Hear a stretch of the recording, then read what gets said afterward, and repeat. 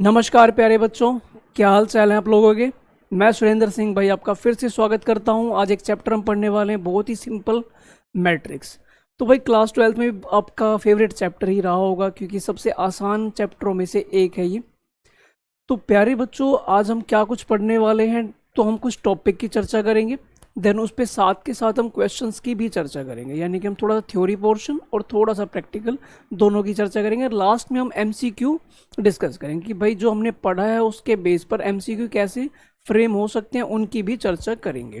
ठीक है, तो चलिए शुरू करते हैं भाई। आज का क्या कुछ टॉपिक है, पहले हम क्या पढ़ने वाले हैं देखिए जरा। तो अगर हम बात करें कि भाई हम कौन कौन से टॉपिक्स की चर्चा करेंगे इसमें, तो ये फिलहाल हम इंट्रोडक्शन देखेंगे, देन उसके बाद टाइप्स ऑफ मैट्रिक्स पढ़ेंगे, ऑपरेशन ऑन मैट्रिक्स पढ़ेंगे, देन ट्रांसपोज आएगा आपका, उसके बाद सिमेट्रिक क्या है, स्क्यू सिमेट्रिक क्या है, और इन्वर्टिबल मैट्रिक्स क्या है, हम इनकी सबकी चर्चा करेंगे। तो ये वो टॉपिक है जो भाई हम इस चैप्टर में डिस्कस करने वाले हैं। ठीक है, अगला देखते हैं भाई क्या है। तो ये आपके सामने कुछ थ्योरी फॉर्म में चीज़ें लिखी गई हैं, मैं आपको समझाता हूँ और देखना ज़रा भाई क्या कुछ बातें हैं इसमें। इंट्रोडक्शन की बात करें तो सबसे पहले बात आती है भाई मैट्रिक्स क्या होता है। तो अगर हम देखें तो मैट्रिक्स क्या है, a matrix is a ordered rectangular array of number और फंक्शंस। यानी कि अगर किसी भी चीज़ को आप रेक्टेंगुलर फॉर्म में आप अरेंज कर देते हैं, वो चाहे नंबर हो चाहे फंक्शन हो, वो आपका क्या कहलाता है, मैट्रिक्स कहलाता है। उसके बाद जो नंबर है और फंक्शन है, यानी कि जो आपने उसके अंदर नंबर या फंक्शन फीड किए हैं, उसको आप क्या बोलेंगे, उसको हम बोलते हैं एलिमेंट या फिर एंट्री ऑफ द मैट्रिक्स। ये बात कही जाती है। तो सपोज आपने नंबर्स को अरेंज करा रेक्टेंगुलर फॉर्म में, उसके अंदर जो आपने नंबर या फंक्शन फीड किए उसको हम एक नाम देंगे। क्या नाम देंगे, एलिमेंट का नाम देंगे या फिर एंट्री नाम से बुलाएंगे। तो ये आपके सामने कुछ एग्जाम्पल है मैट्रिक्स के। जैसे कि ये एक मैट्रिक्स आप देख पा रहे हैं, ये आपके सामने ए मैट्रिक्स है, ये बी मैट्रिक्स है, ये सी मैट्रिक्स है। इसके अंदर नंबर्स हैं, इसके अंदर कुछ नंबर हैं, ये इसके अंदर कुछ फंक्शन है, ट्रिग्नोमेट्री वाले फंक्शन है। ठीक है, कुछ एल्जेब्रिक फंक्शंस हैं। तो ये सब मैट्रिक्स के दायरे में आते हैं। अब मैट्रिक्स की इसमें अगर हम बात करें तो भाई जैसे कि अगर आप देखें तो ये आपके सामने एक मैट्रिक्स है। इस तरीके से आप जो भी चीज़ें आप देख पा रहे हैं हॉरिजॉन्टल, इनको हम क्या बोलते हैं, इनको हम बोलते हैं रो। और जो भी चीज़ आपको ये वर्टिकली दिखाई दे रही है, इसको हम क्या बोलते हैं, इसको हम बोलते हैं कॉलम। ठीक है, जो आपको हॉरिजॉन्टल दिखाई दे रही है ये सारी की सारी क्या है, ये भाई आपके क्या है, रो। जो आपके वैसे वर्टिकल दिखाई दे रही है सारी की सारी क्या कहलाएंगी, कॉलम कहलाएंगे। तो कितनी रो है इसके अंदर, 3। और कॉलम की बात करें तो कितने कॉलम है, वो है 2। अगर हम बात करें कि भाई यहाँ पे मैंने लिखा है 3 2, पहले रो को प्रेजेंट किया, बाद में मैंने कॉलम को प्रेजेंट किया। और इस चीज को ही हम क्या बोलते हैं, इस चीज को हम बोलते हैं ऑर्डर ऑफ मैट्रिक्स। समझते चलना भाई, सारी चीजें बेसिक से कराऊंगा बिल्कुल। ये आपका क्या कहलाएगा, ऑर्डर ऑफ मैट्रिक्स। मतलब सब कुछ आपका अच्छे से रिवीजन हो जाएगा स्टार्टिंग टू एंड, बिल्कुल आराम से। तो ये आपका क्या कहलाता है, ऑर्डर ऑफ मैट्रिक्स, जिसमें आप पहले रो का नाम लेते हैं और बाद में कॉलम का।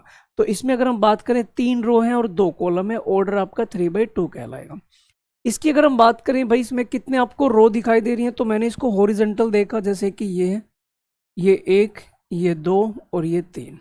यानी कि इसमें अगर हम रो की बात करते हैं तो ये भाई आपका यहाँ पर क्या है, 3 रो है। और कॉलम की अगर मैं बात करूँ तो मुझे ऐसे वर्टिकली दिखाई दे रहा है, इसमें कितने आपको कॉलम दिखाई दे रहे हैं, तो 3। आप कह सकते हैं बड़े आराम से कि भाई ये 3/3 का ऑर्डर है। क्या ये बात समझ में आती है अच्छे से, ओके। अगर मैं तीसरी मैट्रिक्स की बात करूं जिसका नाम हमने रखा है सी, अब इसमें देखें तो कितने आपको यहाँ पे रो दिखाई दे रहे हैं, तो ये आप देख पा रहे हैं ये 1 रो है और ये आपकी सेकेंड रो है। यानी कि इसमें 2 रो गिवन है। और कॉलम की बात करें तो ये आपके क्या है, कॉलम्स है। ठीक है, तो 2 रो गिवन है और 3 यहाँ पर क्या है, कॉलम है। अगर मैं इसके ऑर्डर की बात करूँ तो ये क्या कहलाएगा, तो ये आपका कहलाएगा 2/3। तो यहाँ पे मैंने अलग अलग ऑर्डर की चीज़ें ली थी, ये फिलहाल 3/2 था। ये दोनों इक्वल है, इसका एक नाम होता है, आगे हम चर्चा करेंगे कि इसका एक स्पेशल नाम भी होता है।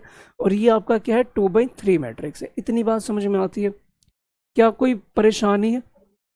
यहाँ पे मैंने एक लाइन लिख रखी है, आप समझ सकते हैं कि जो हॉरिजेंटल लाइंस हैं वो क्या कहलाते हैं भाई, उसको आप बोलते हो रो ऑफ द मैट्रिक्स। और जो वर्टिकल है उनको आप किस नाम से बुलाएंगे, वो आप क्या कहलाते हैं, कंस्टिट्यूट क्या करते हैं, कॉलम ऑफ द मैट्रिक्स। ये आपके कॉलम कहलाते हैं। मतलब जनरली जो मैंने आपको इन शॉर्ट एक बात बता दी, हॉरिजेंटल क्या है रो और वर्टिकल क्या है कॉलम, बस उसी चीज़ को यहाँ पे अंग्रेजी भाषा में लिखा हुआ है और कोई ज़्यादा टेक्निकल चीज़ नहीं है। उम्मीद है इतनी बात समझ में आ गई होगी। तो ये कुछ मैट्रिक्स की बात थी कि भाई मैट्रिक्स होता क्या है। ठीक, चलिए अब बात करते हैं। यहाँ पे एक टॉपिक आता है ऑर्डर ऑफ मैट्रिक्स। हालांकि मैंने थोड़ी सी झलक आपको बता दी थी, चलिए इसको थोड़ा सा और समझते हैं। ये कह रहा है ऑर्डर ऑफ मैट्रिक्स, अब मैट्रिक्स हैविंग एम रोज, कि किसी में भाई मान लो कि आपके पास एम रो है, ठीक है, और एन कॉलम है, यानी कॉलम की संख्या एन है और रो की संख्या हमने मान ली एम। तो इसमें जो कहा जाता है, जो ऑर्डर कहा जाएगा उसको आप बोलेंगे क्या, एम क्रॉस एन। ये आपका क्या कहलाएगा, ये आपका ऑर्डर कहलाएगा, एम क्रॉस एन ऑर्डर कहलाएगा। क्या ये बात समझ में आई अच्छे से? ठीक है। एग्जाम्पल के तौर पे अगर हम बात करें कि इस वाले मैट्रिक्स में कितनी रो गिवन है, तो आप कहेंगे रो मेरे पास दो है, जैसे कि ये आपका R1, ये आपका R2, यानी कि सेकेंड रो। दो रो है इसलिए हमने यहाँ पे क्या मेंशन किया है, दो लिखा है। कॉलम की अगर हम बात करते हैं तो ये मेरे पास क्या है, कॉलम्स हैं, ठीक है, यानी कि कितने कॉलम है, चार कॉलम है। तो यहाँ पे अगर हम बात करें कितने यहाँ पे कॉलम गिवन है, तो चार। ऑर्डर की अगर हम बात करते हैं तो क्या हो जाएगा आपका 2/4। ये बात समझ में आती है? ये आपका क्या कहलाएगा, ऑर्डर ऑफ द मैट्रिक्स कहलाएगा।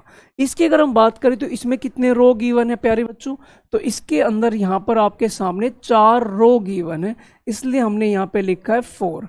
और कॉलम की बात करें तो ये हमारे कॉलम्स है, कितने कॉलम यहाँ पे गिवन है, 2। तो इसका ऑर्डर कहलाएगा 4/2। जब भी आपके सामने ऑर्डर की बात आएगी ना कि भाई मैंने ये कहा कि 2/4 का ऑर्डर है, तो आपके माइंड में तुरंत आना चाहिए कि भाई 2 यहाँ पे रो के लिए यूज किया गया और 4 आपके लिए कॉलम के लिए यूज किया गया है।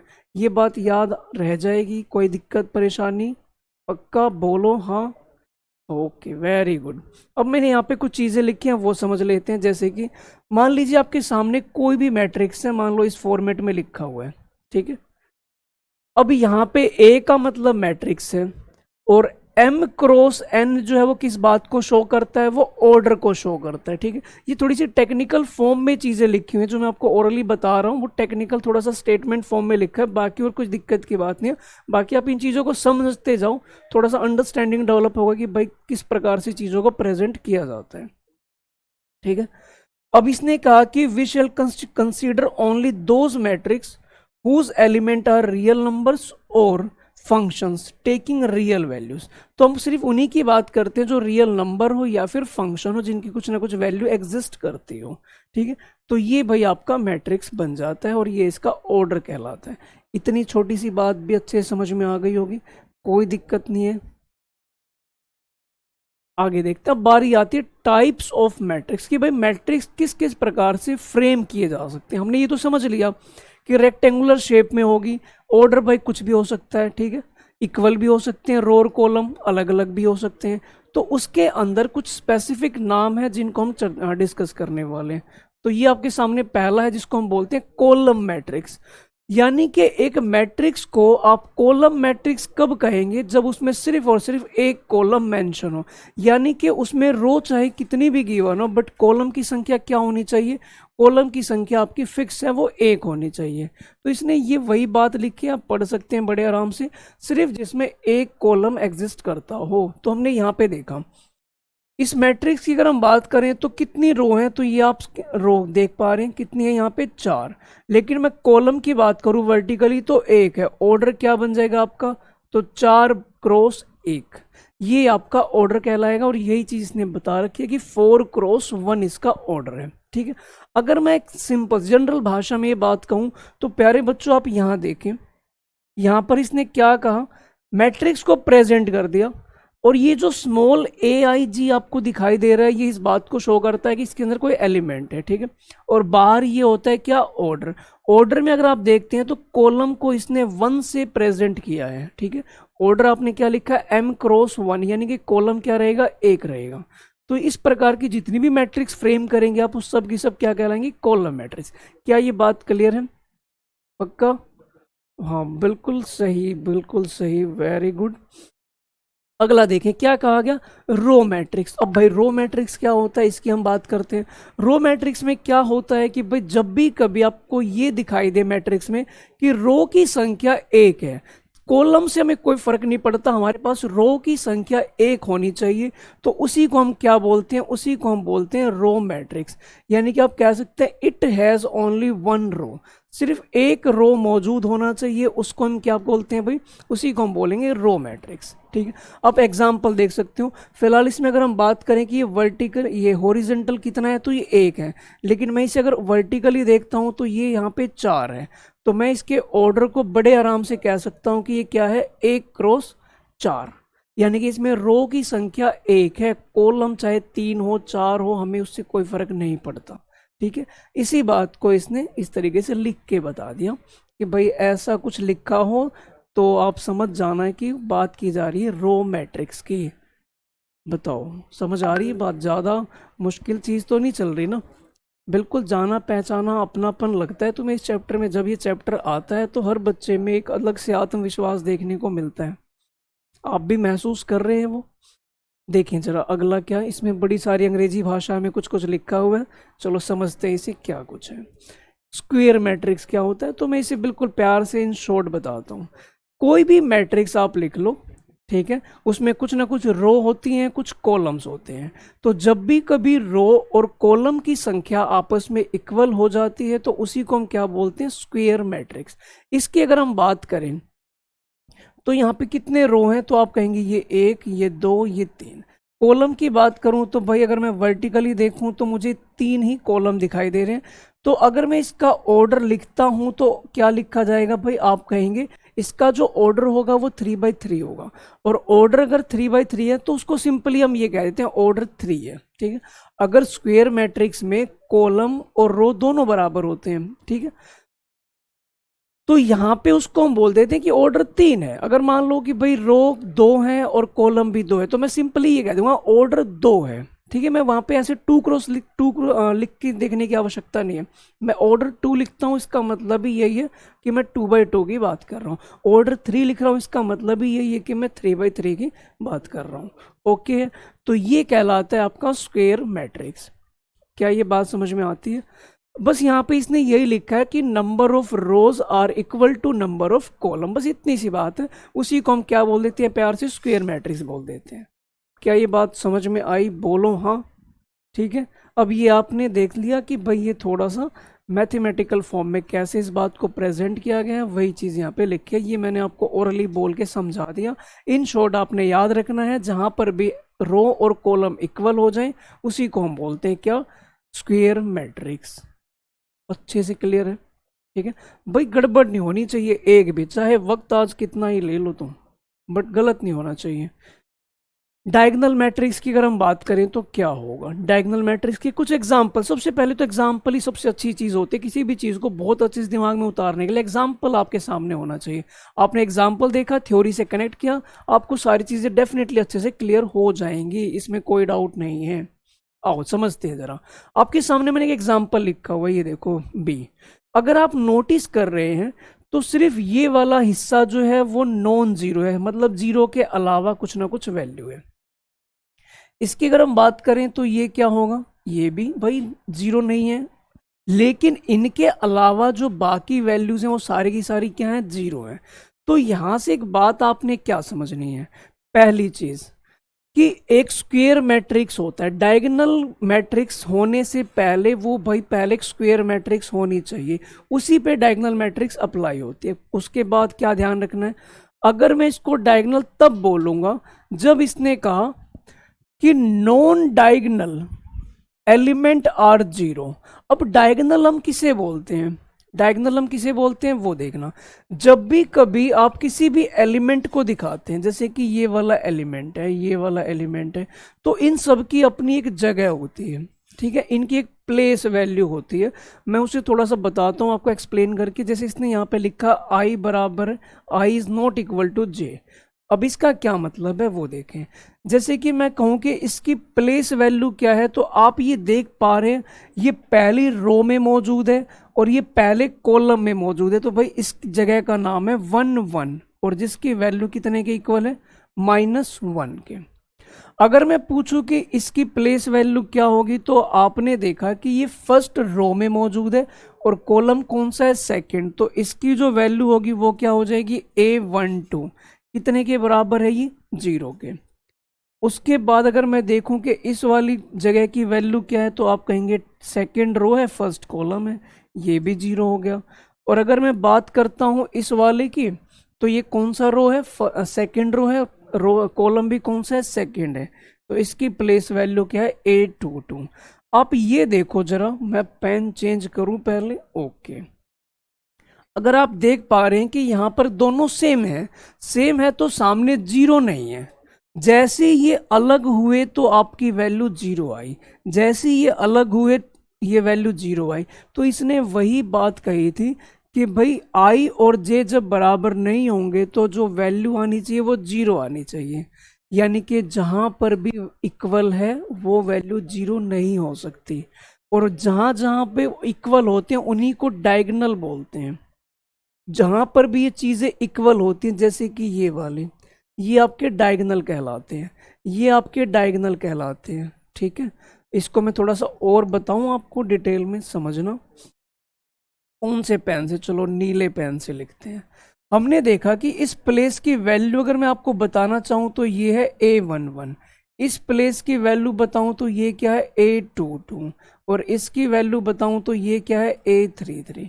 यानी कि जहां पर भी चीजें इक्वल हैं वो सब के सब 0 को छोड़ के कोई भी नंबर चलेगा, बट उसके अलावा जो रह गए वो सब क्या है, 0। डायगोनल का मतलब अच्छे से समझ गए हैं आप।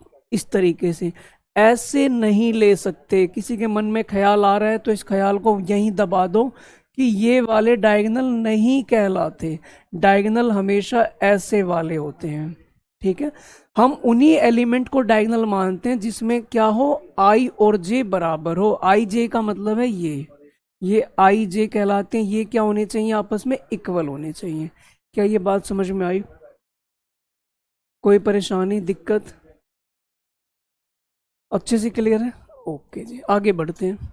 स्केलर मैट्रिक्स क्या होता है, इसने कहा कि एक डायगोनल मैट्रिक्स, पहली चीज डायगोनल मैट्रिक्स, और डायगोनल किस पे अप्लाई होता है, पहले स्क्वायर होना चाहिए। तो यहाँ पे इसने कहा कि डायगोनल मैट्रिक्स होना चाहिए। डायगोनल का मतलब है जहां पर भी वो पोजीशन, जो एलिमेंट है, वो प्लेस वैल्यू है, वो सारी इक्वल होनी चाहिए। जैसे कि ये वाले जो आपके डायगोनल एलिमेंट है, डायगोनल एलिमेंट आप बहुत अच्छे से समझ चुके होंगे उम्मीद है। जो डायगोनल एलिमेंट होंगे वो क्या होने चाहिए, इक्वल होने चाहिए। इसके अलावा जो वैल्यू बचती है वो सब की सब वैल्यू 0 होनी चाहिए। उसी को हम बोलते हैं स्केलर मैट्रिक्स। ये डायगोनल है या नहीं है, पहले तो ये बताओ। बिल्कुल है डायगोनल, ठीक है। अगर ये इक्वल हो गए तो ये डायगोनल से अगले स्टेप यानी कि स्केलर की कैटेगरी में चला जाता है, ठीक है। तो आप डायगोनल को क्या नाम से बुलाओगे, स्केलर के नाम से बुलाओगे। ये बात समझ में आती है, ओके। इसने यही बात लिखी है कि I और J कोई भी एलिमेंट है वो 0 के बराबर है। कब 0 के बराबर है, जहां पर I और J क्या हो, इक्वल ना हो। तो वो चीज आप क्या करोगे, उसे आप कह दोगे कि भाई वो 0 के इक्वल होगा। ये बात समझ में आती है अच्छे से, ठीक है। और इसकी अगर हम बात करें तो ये BIJ यानी एलिमेंट को शो कर रहा है, ये किसके बराबर होगा, K के। और कब होगा, जब I और J इक्वल होंगे। K का मतलब फिक्स नंबर होना चाहिए, इक्वल होना चाहिए वो हर जगह, ठीक है, बदलना नहीं चाहिए। बात समझ में आई, बोलो। चलो जी अगले सवाल की ओर बढ़ते हैं। इसमें क्या कहा गया, इसने कहा आइडेंटिटी मैट्रिक्स, बहुत ही इंपॉर्टेंट, बहुत ज़्यादा इंपॉर्टेंट है भाई। बिल्कुल अपने दिल में जहन में बसा लो इसे, भूलना मत। आइडेंटिटी मैट्रिक्स, क्या नाम है, आइडेंटिटी मैट्रिक्स, ये मत भूलना। सबसे पहली चीज, आइडेंटिटी मैट्रिक्स हमेशा क्या होती है, स्क्वायर मैट्रिक्स होते हैं, पहली चीज। डायगोनल मैट्रिक्स जो होते हैं, डायगोनल समझ चुके हो, वो सारी की सारी वैल्यू 1 के इक्वल होगी। दूसरी चीज मतलब कि पहले स्क्वायर होना चाहिए और दूसरी बार ये भाई आपका क्या होना चाहिए, 1 होना चाहिए। और बाकी जो रह गए, रेस्ट आर ऑल 0, ओके।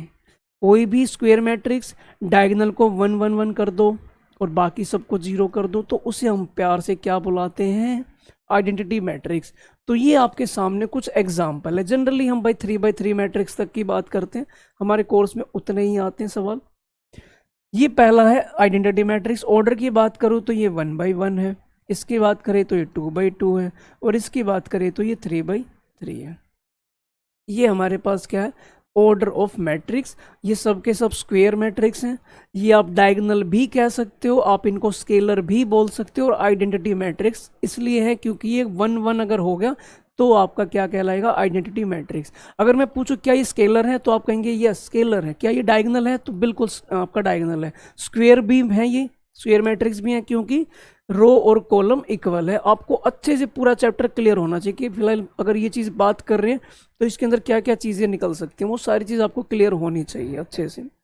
ठीक है, तो ये बात इसने लिखी है कि भाई अगर कोई स्क्वायर मैट्रिक्स है उसको आइडेंटिटी मैट्रिक्स आप कब बोलेंगे, जब भी कभी आपका जो एलिमेंट होगा वो क्या हो जाए, 1 हो जाए। कहाँ पे 1 हो जाए, जहाँ पर आई जे बराबर हो जाए। और 0 हो जाए कब, जब आई और जे आपस में इक्वल ना रहे। ये बात क्लियर है। जैसे कभी भी ये वाला एलिमेंट है, मैं इसकी बात करूं तो इस वाले की जो पोजीशन है वो A11, ये 1 1 जो है वो इस जगह का नाम है जहाँ पे ये रह रहा है, उस घर का नाम है क्या, A11। और ये वैल्यू 1 के इक्वल है। तो जहाँ पर भी ये इक्वल होंगे वो वैल्यू आपकी 1 के इक्वल होनी चाहिए, तभी आप क्या बोलेंगे, आइडेंटिटी मैट्रिक्स। क्या ये बात समझ में आती है? आज बता ही दो, पक्का क्लियर है, कोई परेशानी नहीं है, मौज है। अच्छा बिल्कुल, ये चैप्टर वैसे भी बड़ा आसान है। चलो जी, जीरो मैट्रिक्स। अभी हम टाइप्स की बात कर रहे हैं ताकि सारी टाइप्स क्लियर हो जाए कि मैट्रिक्स के अंदर हम क्या क्या पढ़ रहे हैं, किस प्रकार से मैट्रिक्स बन सकती है। जीरो मैट्रिक्स की बात करते हैं। अब जीरो मैट्रिक्स में प्यारे बच्चों क्या कहा गया वो देखो जरा। इसने कहा कि एक मैट्रिक्स को आप जीरो मैट्रिक्स बोलेंगे या नल मैट्रिक्स, दो नाम है इसके, जीरो मैट्रिक्स या फिर नल मैट्रिक्स, कोई भी बोल सकते हैं आप। अगर इसमें सारे एलिमेंट जीरो हो जाए, ये तो सबसे आसान मैट्रिक्स है। किसी भी प्रकार की मैट्रिक्स बनाओ, सारे एलिमेंट जीरो कर दो, भाई वो आपका जीरो मैट्रिक्स की कैटेगरी में चला जाता है। क्या ये बात क्लियर है? बोलो, अच्छे से क्लियर है, कोई परेशानी कोई दिक्कत नहीं है? ओके, बस ये कह रहा है कि भाई ये देख लो सारे के सारे मैट्रिक्स कैसी हैं, जीरो मैट्रिक्स। ये सारी मैट्रिक्स जीरो हैं। ठीक है, क्यों जीरो है? क्योंकि इसमें सारे एलिमेंट जीरो हैं। और आप इसे किस से डिनोट करते हैं, तो आप इसे कैपिटल ओ से डिनोट करते हैं। ठीक है, तो आप इसे ओ से डिनोट करते हैं जीरो मैट्रिक्स को, हमेशा ऐसा ही होगा। ठीक है, आगे बढ़ते हैं। क्या कहा गया, आप सवाल देखना। आप जरा प्रैक्टिस के लिए कुछ क्वेश्चन है जो हमने समझा है उसे अप्लाई करते हैं। आपके सामने एक मैट्रिक्स गिवन है, ठीक है, पूछ रहा है इसका ऑर्डर क्या होगा। फटाफट से भाई आंसर आने चाहिए, क्योंकि भाई आप इंटरेस्ट लोगे तभी चीज़ें समझ में आएंगी। आपका एक्टिव पार्टिसिपेंट होना बहुत ज़रूरी है। ठीक है, देखें जरा क्या है ऑर्डर ऑफ मैट्रिक्स। याद करो, ऑर्डर का मतलब था कितने इसमें रो है और कितने कॉलम है। पहले रो का नाम फिर बाद में कॉलम का नाम। इसमें अगर हम बात करें रो कितनी है तो 1 2 3, 3 रो है। और कॉलम की बात करें तो ये आप वर्टिकली देखना शुरू कर देंगे, ये कितना है तो 4। तो आप कह सकते हैं इस पहले वाले का जो आंसर है वो कितना है, 3/4। बात समझ में आती है? फिर सवाल आता है नंबर ऑफ एलिमेंट। क्या मैं हर बार इसे काउंट करूंगा? मुझे काउंट करके बताने की आवश्यकता नहीं है बिल्कुल भी। आप इसकी मल्टीप्लाई कर दो, 3 × 4 क्या होता है 12। तो भाई आप कहेंगे इसके अंदर कितने एलिमेंट है, तो आप कहेंगे इसके अंदर 12 एलिमेंट है। ये बात भी अच्छे से क्लियर है। अच्छा, अब ये कह रहा है भाई राइट द एलिमेंट। इसका भाई नाम क्या है, ये तो जगह का नाम है, इस जगह पे कौन सा एलिमेंट बैठा हुआ है।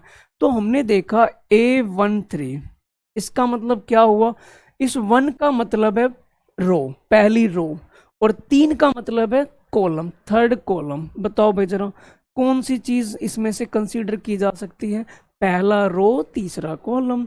पहला रो कौन सा है, ये, यानी कि इसके अंदर छुपा बैठा है भाई जिसको हम ढूंढ रहे हैं। और तीसरा क्या है, कॉलम है। थर्ड कॉलम कौन सा है, ये वाला। इधर से जब मैं चलूंगा तो ये लो मिल गया, ये है वो। इसकी वैल्यू कितनी है 19। क्या ये बात समझ में आती है?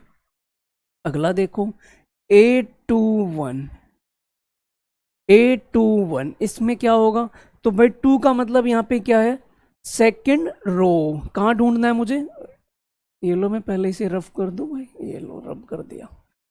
सेकेंड रो में ढूंढता हूँ, सेकेंड रो कौन सी है, ये, इसमें छुपा हुआ है मेरा आंसर।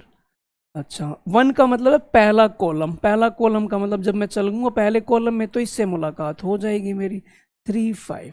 अगले की बात करें तो A33, third row third column. फटाफट से बताएं ओरली, हर बार मुझे लगता नहीं कि ऐसे हाईलाइट करने की आवश्यकता है। A33 क्या होगा, थर्ड रो यानी कि इसमें जाना है, थर्ड कॉलम यानी कि इसमें, यानी कि क्या वैल्यू आ गई, -5। फिर हमने देखा A24, A24 क्या होगा, तो हमने देखा कि सेकंड रो और फोर्थ कॉलम, सेकंड रो ये है और फोर्थ कॉलम इधर से चलेंगे तो किससे मुलाकात होगी, 12 से। क्या मेरे प्यारे बच्चे सभी कर पा रहे हैं बड़े आराम से। A23 यानी कि सेकंड रो और थर्ड कॉलम, सेकंड रो ये है और थर्ड कॉलम ये है, तो ये कितना हो जाएगा, तो ये हो जाएगा 5/2। ये भाई आपका आंसर। तो आप कह सकते हैं हर एलिमेंट एक जगह पे है और उस जगह पे जो भी एलिमेंट होगा वो आपने पता लगाना है। उम्मीद है क्लियर हो गया होगा अच्छे से, कोई परेशानी की दिक्कत की बात नहीं है। प्यारे बच्चों के लिए फेवरेट चैप्टर है बिल्कुल, और तुम्हें तो भाई ये चैप्टर छोड़ना ही नहीं है, एक एक इंच ये चैप्टर तुम्हें अच्छे से आना चाहिए। क्या कहा गया, कह रहा है भाई एक मैट्रिक्स है, 24 एलिमेंट है। क्या कह रहे हो, पेन चेंज कर लूं, ओके ये लो। इसने कहा कि मैट्रिक्स में 24 एलिमेंट है, ठीक है, यानी कि टोटल एलिमेंट यहां पे 24 हैं एलिमेंट।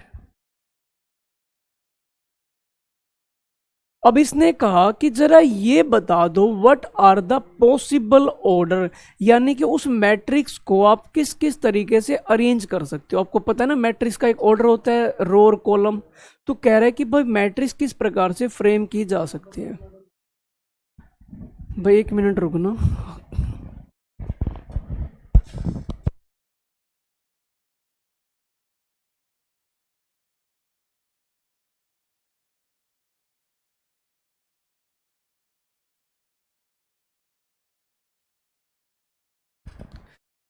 चलो बच्चों देखना जरा, और एक बार माइक चेक करना, बाल को आ रही ना, चलो ठीक है।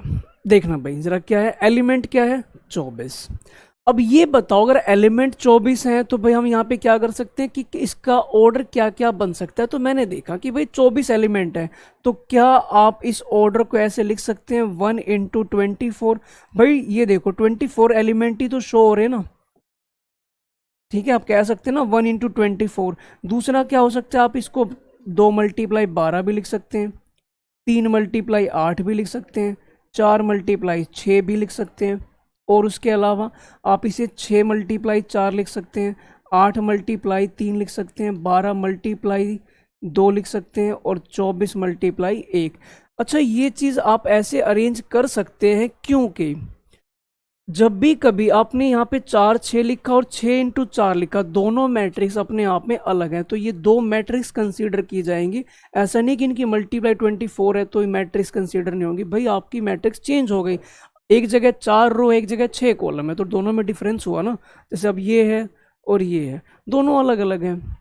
बात समझ में आई, तो इसलिए हम इसे ऐसा कहेंगे कि भाई दोनों अलग हैं। तो 4 ये टोटल 8 ऑर्डर बन सकते हैं। इस पहले वाले का आंसर क्या हो जाएगा, 8।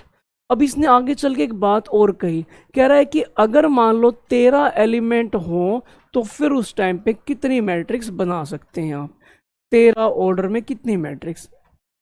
अगर 13 एलिमेंट है तो एक ऑर्डर आपका बन सकता है 1 × 13, दूसरा ऑर्डर आपका बन सकता है 13 × 1।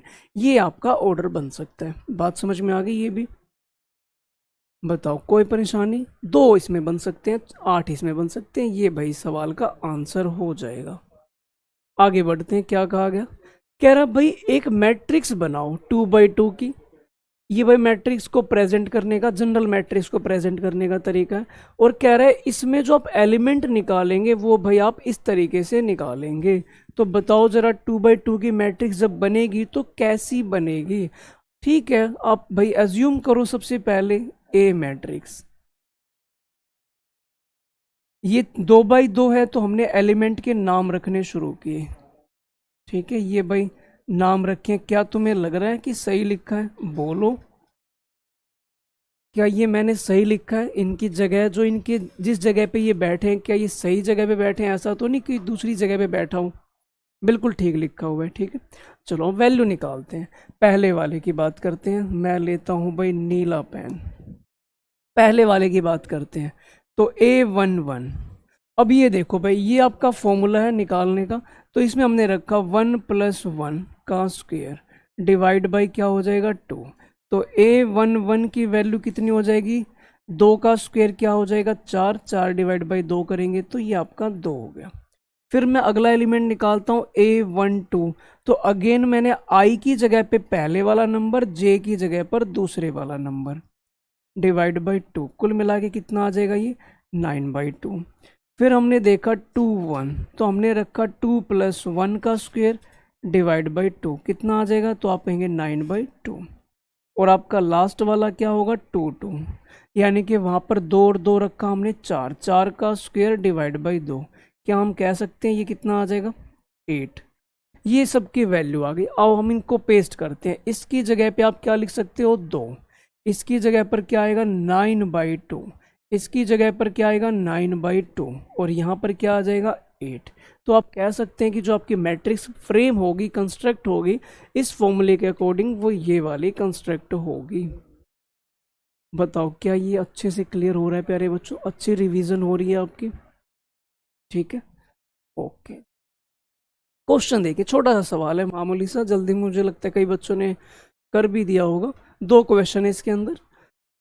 कह रहा भाई XYZ की वैल्यू निकालो। आपके सामने एक मैट्रिक्स गिवन है, ये सॉरी 2 मैट्रिक्स गिवन है, आमने सामने है, दोनों दोनों इक्वल है।